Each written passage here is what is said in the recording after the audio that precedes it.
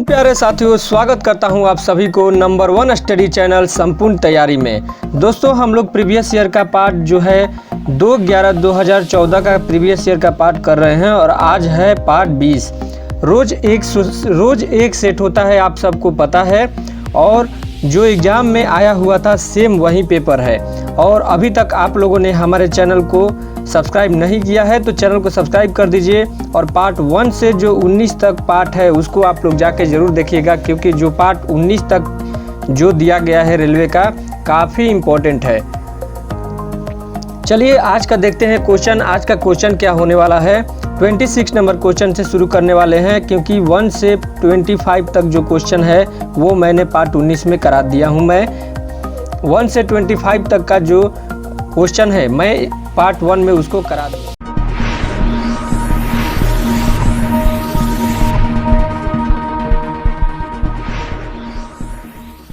दिया हूँ। तो चलिए देखते हैं आज 26 नंबर क्वेश्चन। 26 नंबर क्वेश्चन की तरफ नेक्स्ट क्वेश्चन जो हमारा आ जाता है 26 नंबर क्वेश्चन। 26 नंबर क्वेश्चन है, पंडित रविशंकर किस रूप में संगीत से संबंधित है? पंडित रविशंकर किस रूप में संगीत से संबंधित है आप लोग को बताना है। ऑप्शन है तबला वादक, सितार वादक, गायक और संतूर वादक। पंडित रविशंकर प्रसाद की बात कर रहा है यहाँ पे, तो इसका राइट आंसर हो जाएगा सितार वादक, जो कि 3rd नंबर ऑप्शन है, सितार वादक इज द राइट आंसर। और इनके बारे में अगर कुछ जानकारी ले लिया जाए तो 7 अप्रैल 1920 को इनका जन्म हुआ है। कब हुआ था? 7 अप्रैल 1920 को इनका जन्म हुआ था। और भारत का शास्त्रीय संगीत में काफ़ी माहिर थे और हमेशा इसका प्रचार प्रसार में लगे रहते थे। अंत में दोस्तों क्या होता है, अमेरिका के एक शहर में जो कि सैन डिएगो, आप लोगों को पता है सैन डिएगो अमेरिका का एक शहर है, जहाँ पे वहाँ पर अस्पताल में इनकी मौत 12 सितंबर 2012 को इनका निधन हो जाता है। और एक काफ़ी इम्पोर्टेंट चीज़ इनके बारे में जो आती है, इनको भारत सरकार द्वारा 1999 में यानी कि 1999 में भारत सरकार द्वारा इनको भारत का जो सर्वोच्च नागरिक सम्मान होता है भारत रत्न से सम्मानित किया गया था। बढ़ते अपने अगले क्वेश्चन की तरफ। 27 नंबर क्वेश्चन, ऐतिहासिक कुतुब मीनार कहाँ पर स्थित है? ऐतिहासिक कुतुब मीनार कहाँ पे स्थित है दोस्तों, आप लोगों को बताना है। ऑप्शन है औरंगाबाद, नई दिल्ली, हैदराबाद और हावड़ा। ऐतिहासिक कुतुब मीनार कहाँ पर स्थित है, तो इसका राइट आंसर हो जाएगा नई दिल्ली। 3rd नंबर ऑप्शन जो नई दिल्ली है, इसका राइट आंसर हो जाएगा। अगर बात करते हैं कुतुब मीनार की, तो यह दिल्ली का एक शहर है जिसका नाम है महरौली। ध्यान दीजिएगा, महरौली नाम है, दिल्ली का एक शहर है, और वहाँ पे इसका जो निर्माण है वो करवाया गया था। और इसके निर्माण में दोस्तों कुतुब मीनार के बारे में 2-3 बातें आती है, जो कि एग्जाम में काफ़ी इसके बारे में क्वेश्चन पूछता है, तो आप लोग यहाँ पे ध्यान दीजिएगा। सबसे पहला बात यह है कि इसका हाइट की अगर बात किया जाए तो 72.5 मीटर इसकी हाइट है, और 237.86 अगर फीट में बात किया जाए तो 237.86 फीट हो जाता है। अब दोस्तों जो एग्जाम में पूछता है क्वेश्चन, वो ऐसे पूछता है कि जो दिल्ली के कुतुब मीनार है उसका निर्माण किसने करवाया? तो दिल्ली के कुतुब मीनार का निर्माण 1193 ईस्वी में, काफ़ी इंपॉर्टेंट है दोस्तों, इसको स्टार मार्क करके लिख लीजिए कहीं पे। 1193 ईस्वी में एक जो प्रथम मुस्लिम शासक कुतुबुद्दीन ऐबक थे, आप लोगों को पता है, प्रथम मुस्लिम शासक कुतुबुद्दीन ऐबक द्वारा कुतुब मीनार के निर्माण का आरंभ करवाया गया था 1193 ईस्वी में, लेकिन किसी कारण से यह अधूरा रह गया था। उसके बाद उत्तराधिकारी होता है जो कुतुबुद्दीन ऐबक है, इसका उत्तराधिकारी जिसका नाम है इल्तुतमिश। और इसके द्वारा क्या किया जाता है कि कुतुब मीनार को 3 मंजिला तक और बढ़वा दिया जाता है, यानी कि कुतुब मीनार में सबसे पहले तो कुतुबुद्दीन ऐबक का नाम आ जाता है। उसके बाद में अगर बात करते हैं कि कुतुबुद्दीन ऐबक के बाद में कुतुब मीनार का निर्माण को किसने बढ़ा दिया आगे, तो इल्तुतमिश द्वारा इसको बढ़ा दिया गया था। और आगे जो लास्ट में होता है 1368 ईस्वी में फिरोज शाह तुगलक द्वारा, किसके द्वारा? फिरोज शाह तुगलक के द्वारा इसको 5वीं मंजिल में बना दिया जाता है, 5वीं मंजिल तक, और अंतिम मंजिल का निर्माण किया जाता है। जो कि कुतुब मीनार है वो अभी भी फिलहाल में 5 मंजिला ही है, जो कि 1368 ईस्वी में फिरोज शाह द्वारा बनवाया गया था। बढ़ते हैं अपने अगले क्वेश्चन की तरफ। नेक्स्ट क्वेश्चन 28 नंबर क्वेश्चन, निम्न में से कौन सी बीमारी वायरस का कारण है? कौन सी बीमारी है जो कि वायरस का कारण होती है? आपका ऑप्शन है कुष्ठ रोग, प्लेग है दोस्तों, प्लेग, पोलियो और टिटेनस। कौन सी बीमारी है जो वायरस के कारण से होती है? तो इसका राइट आंसर हो जाएगा पोलियो, जो कि 3rd नंबर ऑप्शन है, इसका राइट आंसर हो जाएगा। अगर बात करें पोलियो के बारे में, तो पोलियो एक ऐसी बीमारी है जो कि वायरस से फैलती है, और ये जो बाकी ऑप्शन दिए गए हैं कुष्ठ रोग, प्लेग और टेटनस, ये दोस्तों जीवाणु के कारण फैलते हैं। और अक्सर क्या देखा गया है कि एक पोलियोमाइलिटिस होता है। क्या होता है? पोलियोमाइलिटिस एक नाम होता है, आप लोग ध्यान दीजिएगा, पोलियोमाइलिटिस करके एक नाम होता है, जो कि खासकर शिशु और छोटे छोटे बच्चों में होता है, जिसे शिशु लकवा भी कहा जाता है। और यह जो वायरस है एक व्यक्ति से दूसरे व्यक्ति में खाने के माध्यम से, या फिर मल मूत्र, या फिर ऐसा होता है दोस्तों कहीं पर पानी जम गया और वहाँ पर मक्खी बैठी, और वही मक्खी अगर आपके खाने पर बैठती है तो यह रोग आपको हो सकता है। चलिए देखते हैं 29 नंबर क्वेश्चन। 29 नंबर क्वेश्चन है 3 × 0.3 × 0.003 × 0.003 × 30। इसको आप लोगों को बताना है। सॉल्व करके आप लोग जल्दी से इसका आंसर बताइए कि इसका आंसर क्या होगा। देखिए इसको कैसे सॉल्व करते हैं, काफ़ी आसान तरीके से इसको हम लोग सॉल्व करेंगे। बच्चों वाला क्वेश्चन है दोस्तों। यहाँ पे देखते हैं 3 क्या दिया है, 3 × 0.3 × 0.03, उसके बाद में इंटू 0.003 इंटू क्या दिया है, 30 दिया है। क्या करते हैं कि इसको पहले हम लोग मल्टीप्लाई करते हैं। 3 3 जा 9 और 9 3 जा 27, 27 3 जा हो जाएगा आपका 70 के 21, और 27 3 जा हो जाएगा 81। 81 इंटू 30, 81 इंटू 30 कितना होता है, 81 इंटू 30 कितना होता है, 3 और 3 के 24, यानी कि 243 होता है। और यहाँ पे देखते हैं क्वेश्चन में कितने अंक बाद पॉइंट दिया गया है। तो ये है 1 और ये 2 अंक बाद दिया गया है, यानी कि इसको 2 काउंट करेंगे तो 2 1 3 हो जाएगा और 3 3 6 हो जाएगा, यानी कि 6 अंक बाद पॉइंट दिया हुआ है। फिर से एक बार देखते हैं 1 और 2 3, 3 और 3 6 अंक बाद पॉइंट दिया गया है। तो ऑप्शन में देखते हैं कौन सा जो ऑप्शन है 6 अंक बाद पॉइंट दिया गया है राइट हो जाएगा। जो ऑप्शन नंबर 3 है ये हमारा राइट आंसर हो जाएगा। Option number 3 is the right answer. चलिए बढ़ते हैं अगले क्वेश्चन की तरफ। 30 नंबर क्वेश्चन। 30 नंबर क्वेश्चन दोस्तों बोल रहा है 0.0025 इज इक्वल टू 800।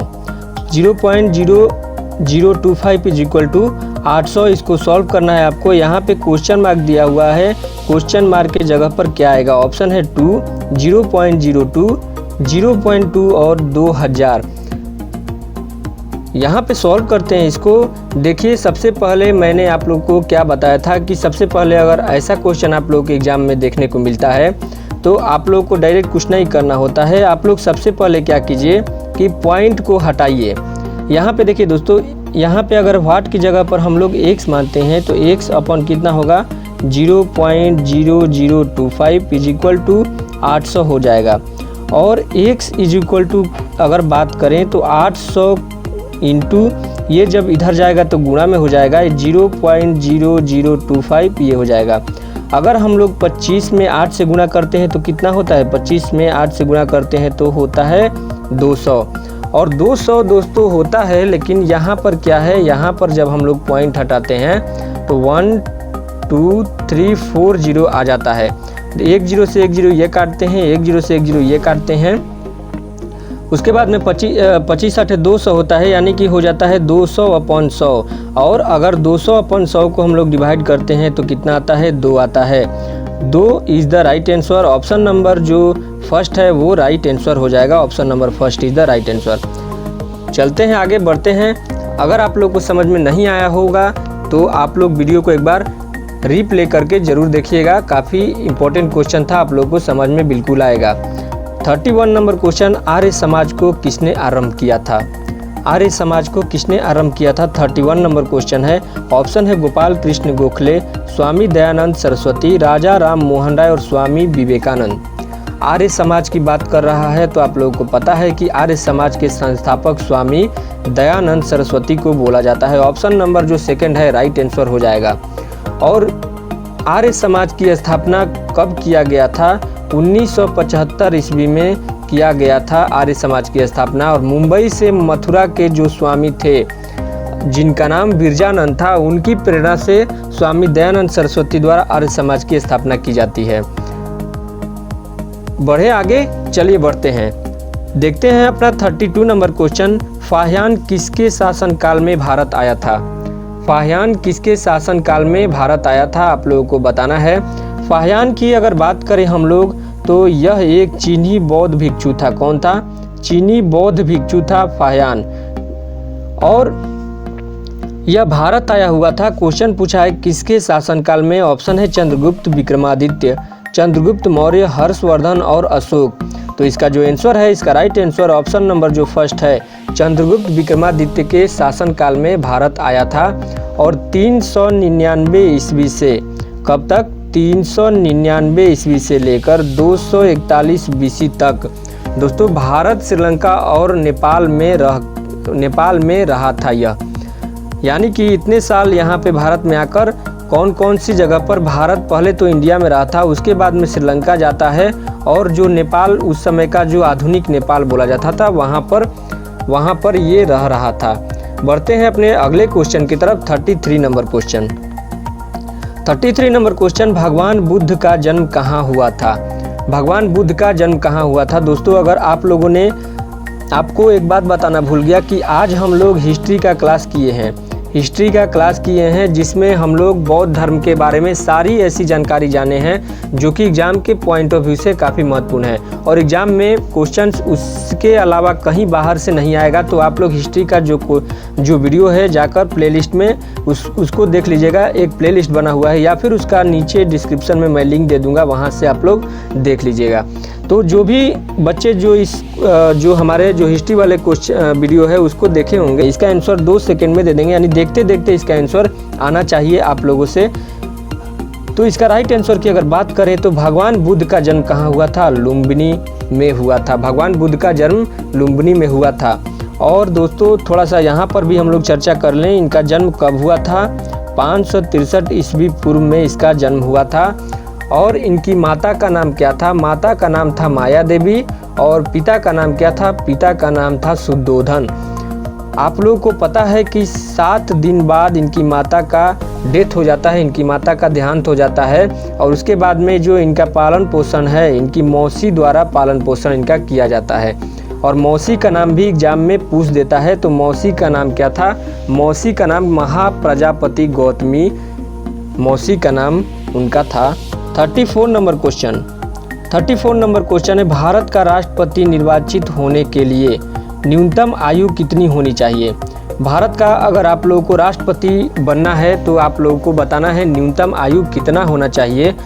45 वर्ष ऑप्शन दिया है, 25 वर्ष, थर्ड नंबर ऑप्शन है 30 वर्ष और फोर्थ नंबर ऑप्शन है 35 वर्ष। तो इसका राइट जो आंसर है फोर्थ नंबर ऑप्शन 35 वर्ष राइट हो जाएगा। भारत का राष्ट्रपति निर्वाचित होने के लिए कम से कम आपको 35 वर्ष होना जरूरी है। और भारत का राष्ट्रपति का जो चुनाव होता है, काफ़ी कन्फ्यूजन है दोस्तों आप लोगों के बीच, अगर तो बता दूं, काफ़ी बच्चों को डाउट होता है कि चुनाव भारत का राष्ट्रपति का कैसे होता है। तो भारत के राष्ट्रपति के पद के लिए राष्ट्रपति को भारत के संसद के दोनों सदन यानी कि लोकसभा और राज्यसभा, साथ ही साथ जो राज्य के विधायिकाएं होती है यानी कि जो राज्य के विधानसभा होते हैं उनके द्वारा निर्वाचित सदस्यों द्वारा 5 वर्ष की अवधि के लिए राष्ट्रपति को चुना जाता है। अब यहाँ पे दोस्तों थोड़ी सी चर्चा कर ले लोकसभा के बारे में और राज्यसभा के बारे में। लोकसभा से लोक समझ लीजिए और राज्यसभा से राज्य तो होता ही है। तो आप लोग बताइए, लोग बड़े होते हैं या राज्य? यानी कि बड़ा होता है कौन? बड़ा होता है राज्य। यानी कि जो राज्यसभा है उसको बोला गया है उच्च सदन। राज्यसभा को क्या बोला गया है? उच्च सदन बोला गया है। और लोकसभा को क्या बोला गया है? निम्न सदन लोकसभा को बोला गया है। तो अंत तक देखिएगा, वीडियो को अंत तक देखने के लिए आप लोगों को इसलिए बोल रहा हूं क्योंकि लास्ट में हम लोग एक क्वेश्चन ऑफ द डे जो जो क्वेश्चन हम लोग करते हैं, और उसका आप लोग को जवाब जो है कमेंट बॉक्स में कमेंट करके बताना होता है। तो देखते हैं 35 नंबर क्वेश्चन। 35 नंबर क्वेश्चन क्या बोल रहा है। सीरीज दिया हुआ है नीचे और इस सीरीज में बोला गया है कि व्हाट की जगह पर क्या आएगा। यहाँ पे व्हाट दिया गया है और व्हाट की जगह पर क्या आएगा। दोस्तों, अगर आप लोग हमारे चैनल पर नए हैं और अगर आप लोग एग्ज़ाम की प्रिपरेशन कर रहे हैं, गवर्नमेंट एग्ज़ाम हो या फिर कोई भी जो एग्ज़ाम कंपटीशन लेवल की एग्ज़ाम हो उसका प्रिपरेशन कर रहे हैं, तो आप लोगों से एक रिक्वेस्ट है कि आप लोग हमारे चैनल को सब्सक्राइब जरूर कर लीजिएगा और बगल में एक बेल आइकन होगा उसको दबा लीजिएगा, ताकि जो भी नया नोटिफिकेशन हमारे चैनल के द्वारा या फिर जो भी वीडियो अपलोड किया जाएगा उसका नोटिफिकेशन आप पे सबसे पहले पहुँचेगा। देखते हैं सीरीज कैसे बढ़ रहा है। 480, उसके बाद फिर 480 दिया है, यानी कि हम कह सकते हैं कि 480 में हम लोग अगर 1 से भाग देंगे, यानी कि 1 से डिवाइड करेंगे तो कितना होगा, 480 होगा। उसी तरह से दूसरा नंबर पे दिया है 480 और थर्ड नंबर पे दिया है 480 के आगे क्या आया है, 240, 240। इसको अगर 2 से डिवाइड करते हैं तो कितना आता है, 240 आता है। उसी तरह से अगर हम लोग 240 को अगर 3 से डिवाइड करते हैं तो कितना आता है, 80 आता है। और अगर 80 को क्या करते हैं, 4 से डिवाइड करते हैं तो कितना आता है, 20 आता है। तो आगे भी क्या करना होगा हम लोगों को, आगे क्या करना होगा, 20 को कितने से डिवाइड करना होगा, 20 को 5 से डिवाइड करना होगा। ठीक है, इतना क्लियर है आप लोगों को। तो 20 को जो 5 से डिवाइड करेंगे तो कितना होगा, 4, यानी कि यही हमारा राइट आंसर हो गया। फोर्थ जो ऑप्शन में दिया गया है, सेकंड नंबर जो ऑप्शन है, second number option right answer हो जाएगा। इतना तक क्लियर है तो बताइए, थम्स अप कर दीजिए एक बार जल्दी से। बढ़ते हैं आगे 36 नंबर क्वेश्चन। 36 नंबर क्वेश्चन है, यदि W = 23, विन = 46 तो वेक = व्हाट। यानी कि W बराबर दिया है 23, विन बराबर दिया है 46, तो वे बराबर क्या लिखा जा सकता है आप लोग को बताना है। ऑप्शन दिया है 94, 64, 46 और 49। यह एक रीजनिंग से क्वेश्चन है, कोडिंग डिकोडिंग का क्वेश्चन है। आप लोगों को दोस्तों अल्फ़ाबेट में जो A से Z तक होता है इसकी नंबरिंग याद अगर होगी तो आप लोग इस क्वेश्चन को अभी तक सॉल्व कर दिए होंगे। और जिन बच्चों को इसकी नंबरिंग याद नहीं है उनको थोड़ा सा इसको सॉल्व करने में थोड़ा सा लेट होगा। तो इसको देखते हैं कैसे सॉल्व करते हैं। W = क्या लिखा गया है, 23 लिखा गया, यानी कि जो W है कितने नंबर पर आता है, 23 नंबर पर आता है। उसी तरह से लिखा गया है WIN, यानी कि विन = कितना लिखा गया, 46 लिखा गया है। W कितने नंबर पर आता है, 23 नंबर पे आता है। और I कितने नंबर पर आता है, I आता है 9 नंबर पे। अगर आप लोग को याद नहीं है तो I से याद करने का एक तरीका बताता हूँ। आप लोग कभी कभी बोलते हैं ना, आई नो, क्या बोलते हैं, आई नो, यानी कि जो आई है कितने नंबर पर है, आई है 9 नंबर पर। नो से आप लोग 9 याद कर लीजिएगा। और जो एन है कितने नंबर पे है, एन है 14 नंबर पे। अगर इसको हम लोग जोड़ते हैं तो कितना होता है, 46 जोड़ने पे आता है। तो उसी तरह से बोला गया है यहाँ पे कि वे को क्या लिख सकते हैं हम लोग, वे को क्या लिख सकते हैं। तो वे देखते हैं W कितने नंबर पे है, 23 नंबर पे है। और A कितने नंबर पर है, 1 नंबर पर है। Y कितने नंबर पर है, 25 नंबर पर है। जब इसको ऐड करते हैं तो 25 एक 26 और 26 23 कितना होता है, 26 23 होता है 49। यानी कि जो 49 जो ऑप्शन में दिया गया है, ऑप्शन नंबर जो 4th है, ऑप्शन नंबर यहाँ पे देखिए दोस्तों 4th राइट आंसर हो जाएगा। ऑप्शन नंबर जो 4th है इसका राइट आंसर हो जाएगा। बढ़ते हैं अपने अगले क्वेश्चन की तरफ। 37 नंबर क्वेश्चन, निम्नलिखित समूहों में से मनुष्य किससे संबंधित है।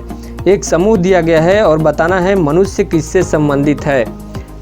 ऑप्शन दिया गया है केनिस फेमिलारिस, होमो सेपियंस, राना टिग्रिना और फिलिस डोमेस्टिका।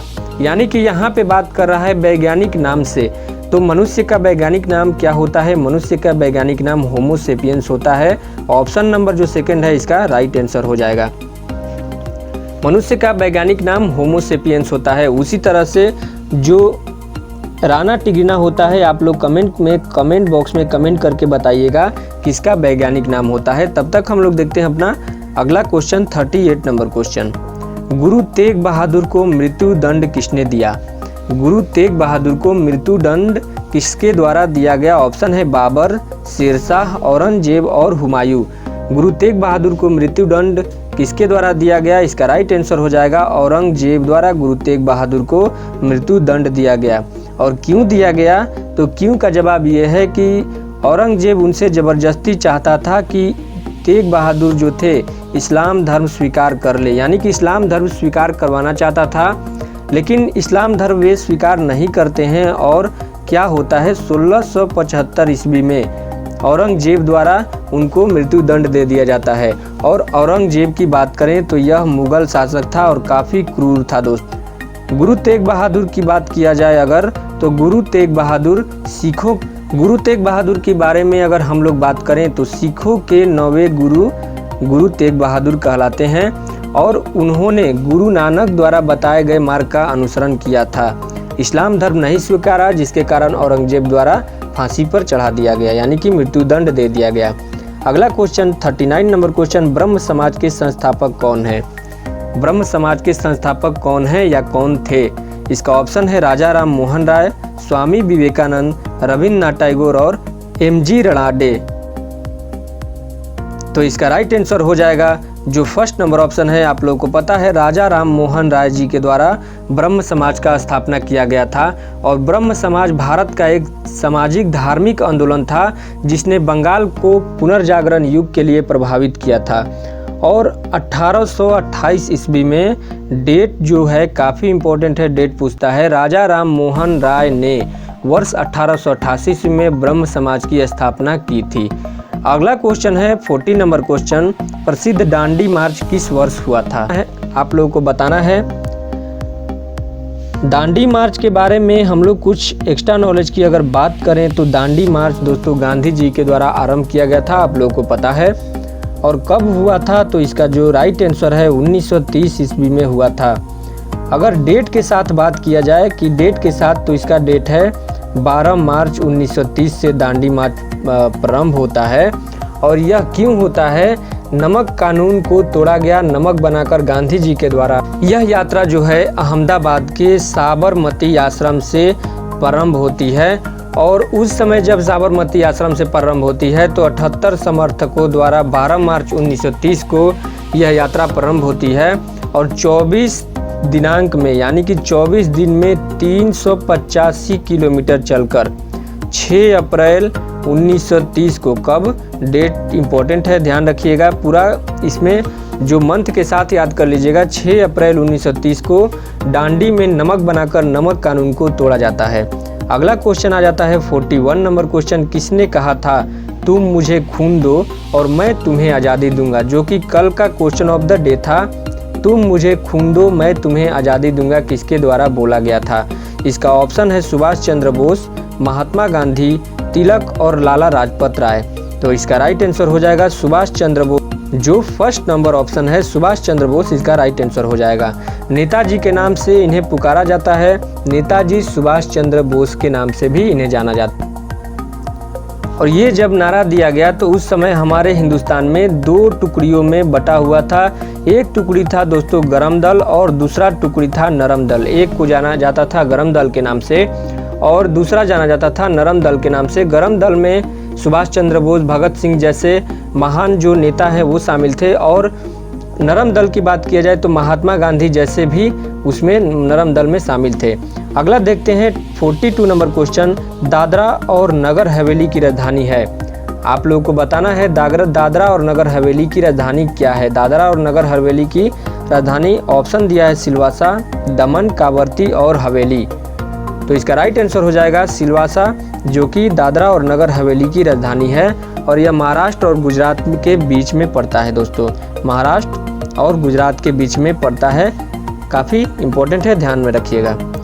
अगला क्वेश्चन आ जाता है 43 नंबर क्वेश्चन, काजीरंगा राष्ट्रीय उद्यान कहाँ पर स्थित है? काजीरंगा राष्ट्रीय उद्यान कहाँ पर स्थित है? ऑप्शन दिया है उत्तर प्रदेश, बिहार, पश्चिम बंगाल और असम। तो इसका राइट जो आंसर है 4th नंबर ऑप्शन असम, इसका राइट आंसर हो जाएगा। काजीरंगा राष्ट्रीय उद्यान असम में स्थित है। और 1905 ईस्वी में इसे उद्यान घोषित किया गया था।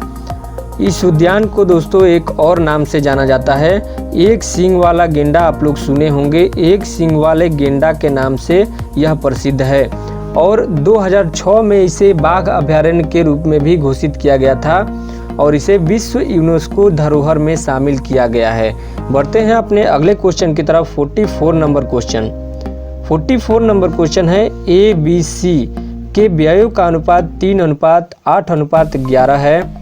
बी का व्यय ए के व्यय से 250 रुपया अधिक है, तो सी का व्यय क्या होगा? अगर आप लोगों के एग्जाम में ऐसा कभी क्वेश्चन पूछता है, पहले ऑप्शन देख लेते हैं, 400, 750, 550 और 650। तो ऐसा कभी भी अगर आप लोगों के एग्जाम में पूछता है बी का व्यय ए के व्यय से अधिक है, यानी कि क्वेश्चन जब ये आएगा कि एक्स वाई से इतना रुपया अधिक है या फिर वाई एक्स से इतना रुपया अधिक है, तो आप लोगों को ये एक बात बता दूं कि इसका मतलब होता है हमेशा माइनस। इसका मतलब हमेशा क्या होता है? माइनस करना है। क्वेश्चन में यहाँ दिया हुआ है ए बी सी के रेशियो दिए हुए हैं, यहाँ पे हम लोग लिख लेते हैं ए बी और सी के रेशियो 3:8:11 दिया हुआ है। और हम लोगों ने पहले क्या सीख रखा है कि कोई भी अंक जो रेशियो में होता है, कोई भी अंक जो रेशियो में होता है उसमें हमेशा एक्स यानी कि एक चर जरूर जुड़ा रहता है। तो इसको देखते हैं हम लोग, बी का व्यय ए के व्यय से 250 रुपया अधिक है, यानी कि 8x बी का व्यय है और अधिक के लिए हम लोग माइनस का चिन्ह लगाएंगे और 3x ए का व्यय है, कितना रुपया अधिक है? 250 रुपया अधिक है। उसके बाद में जब इसको माइनस करते हैं तो ये हो जाता है 5x इज इक्वल टू कितना? 250 और x इज इक्वल टू इसको काट देते हैं 50 से, यानी कि x बराबर 50 हो जाता है। जब x बराबर 50 हो गया तो पूछा है c का व्यय। c का व्यय कितना था? c का व्यय था 11x, तो 11 में हम लोग 50 से मल्टीप्लाई कर देते हैं, 550 रुपया c का व्यय हो जाएगा। 550 राइट आंसर हो जाएगा। सेकेंड नंबर ऑप्शन जो है इसका राइट आंसर हो जाएगा। देखते हैं next question, 45 number question. Rajya Sabha के कितने सदस्य राष्ट्रपति द्वारा मनोनीत किए जाते हैं? राज्यसभा के कितने सदस्य राष्ट्रपति द्वारा मनोनीत किए जाते हैं? ऑप्शन है 14, 8, 10 या 12।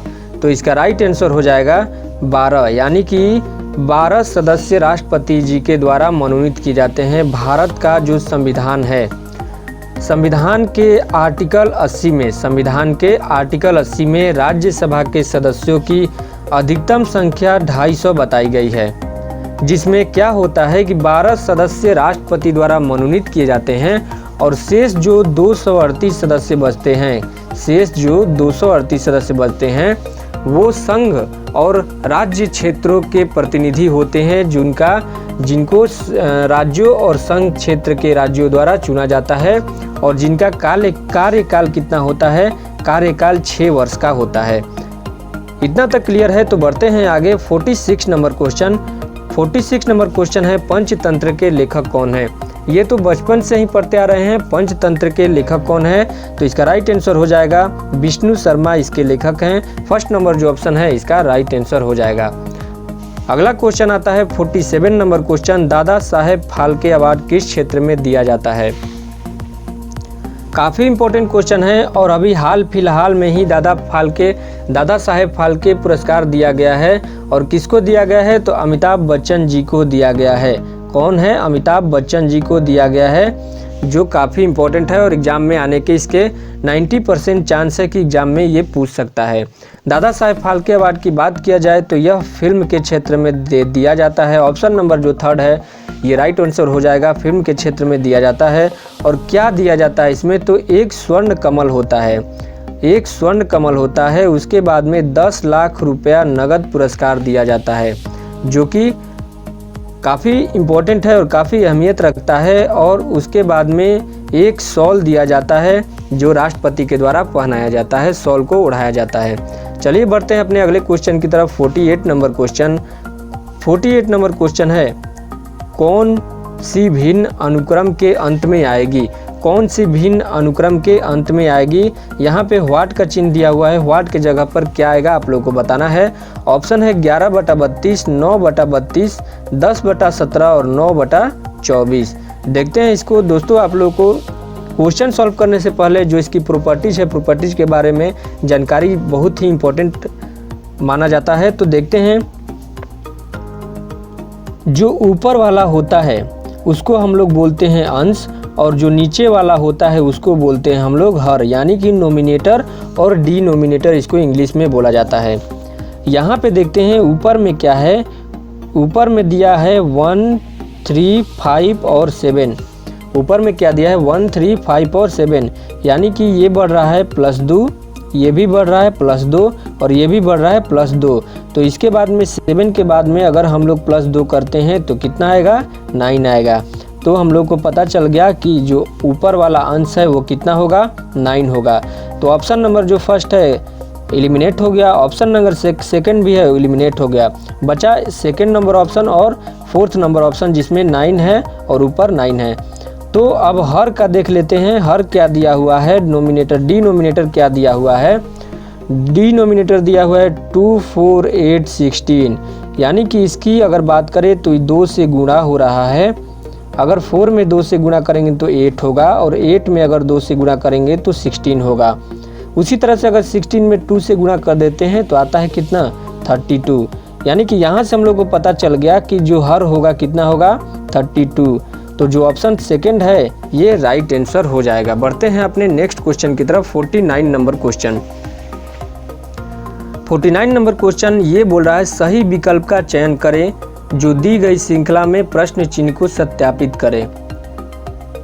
यहाँ पे व्हाट का चिन्ह दिया गया है और एक सीरीज दी गई है, और क्वेश्चन में ये बोला गया है कि व्हाट के जगह पर क्या आएगा। ऑप्शन दिया गया है 33, 26, 27 और 29।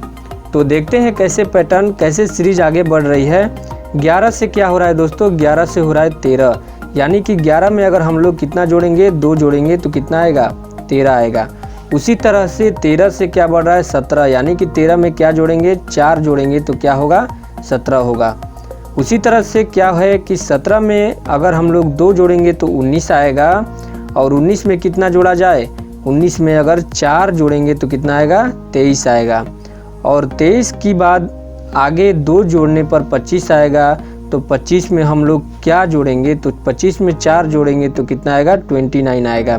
सीरीज कैसे बढ़ रही है, 2, 4, 2, 4, 2। तो 2 के बाद क्या आ रहा है, 4 आ रहा है, इसीलिए यहाँ पे 4 जोड़ा गया है। जो ऑप्शन नंबर फोर्थ है 29 is the right answer. Next question है 50 नंबर क्वेश्चन। 50 नंबर क्वेश्चन है 106 × 106, 94 × 94। 106 × 106 प्लस 94 × 94। इसको देखते हैं कैसे सॉल्व किया जाता है। आप लोगों को बताया हूँ सिंगल डिजिट मेथड। क्या बताया हूँ, सिंगल डिजिट मेथड। जब भी अगर कोई आप लोग को बड़ा अंक मिले और एग्जाम में समय कम बचता हो तो सिंगल डिजिट मेथड आप लोग लगा के देख सकते हैं, इससे काफ़ी आप लोग को हेल्प मिलता है। तो सिंगल डिजिट मेथड कहने का मतलब है, जो बच्चे अगर नए हैं तो यहाँ पे ध्यान से देखिएगा, सिंगल डिजिट का मतलब क्या होता है। अगर हम लोगों ने कोई अंक ले लिया 23, तो ये कितने डिजिट का है, 1 और 2 डिजिट का है। इसको सिंगल डिजिट बनाने के लिए क्या किया जाता है, इसको जोड़ दिया जाता है, यानी कि 2 और 3 जोड़ेंगे तो कितना होगा, 5 होगा। तो 5 क्या है, सिंगल डिजिट है। उसी तरह से दूसरा कंडीशन सिंगल डिजिट मेथड में ये आता है, स्टार डाल के लिख लीजिएगा कि अगर 9 आएगा, अगर अंक में क्या आएगा, 9 आएगा, तो हम लोग उसको कंसीडर नहीं करते हैं, 9 को नहीं जोड़ा जाता, 9 को 0 मान लिया जाता है। उसके बाद में जो थर्ड नंबर आता है, थर्ड नंबर इसकी प्रॉपर्टी जो है, अगर पॉइंट रहे या परसेंटेज रहे तो उसको कंसीडर नहीं करते हैं। अगर पॉइंट रहे या परसेंटेज रहे तो उसको भी कंसीडर नहीं किया जाता है। अब दोस्तों यहाँ पे 9 की अगर बात किया जाए तो 9 कैसे हम लोग कंसीडर नहीं करते हैं, यहाँ पे देखिए। 9 का मतलब मान लीजिए कि अगर कोई ले लिए हम लोग 2, 7 और 2 ले लिए, 3 डिजिट का है। इसको अगर हम लोग सिंगल डिजिट बनाते हैं, जोड़ते हैं, 7, 2, 9 और 9, 2 कितना होता है, 9, 2 हो गया 11। 11 भी एक 2 डिजिट है, तो 11 को हम लोग 1 + 1 करते हैं तो कितना होता है, सिंगल डिजिट में 2 होता है।